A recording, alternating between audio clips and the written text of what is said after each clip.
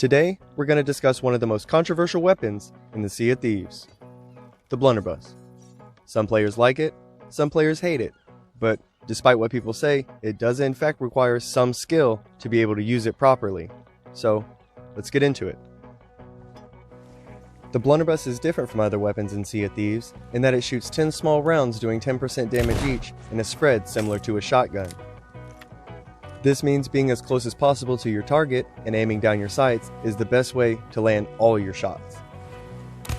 Here you can see why aiming down your sights is so important, because even at point blank range, hipfire still has an extremely wide spread. So the farther you are away from your target, the bigger the spread, and the less effective that the Blunderbuss is going to be.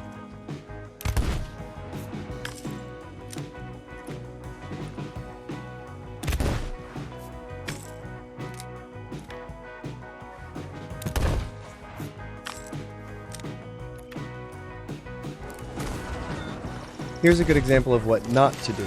Yeah, sure, I have my teammates with me, and yeah, I'm dealing damage, but I'm not really dealing enough damage to justify wasting the ammo. So, instead of trying to take on your targets from far away, get up close and personal. Even when you're double gunning, the Blunderbuss is useful, because players will often rush you when they realize you're out of ammo. Now here's something you can practice with the sword and the blunder. Block, block, block, and then on the knockback, pull out your Blunderbuss and shoot. The stun time on the sword should give you just enough time to get a shot off. Now let's talk about some of the best scenarios to use the blunder in. Right here, there's two guys on the anchor, limited field of view, and I can take them both out before their crew really notices what happened. And it's just as useful on your own ship when an enemy player is trying to board, you can stop them right at the ladder. So, I know at the beginning of the video I said don't use the blunder from a distance, but there is a time and a place for it. If you find yourself in a sticky situation, the blunder does have knockback, so you can use it to push other players away. In a situation like this, a long shot can also be effective, because I know the player is hurt, and I also know the player hasn't had time to heal yet.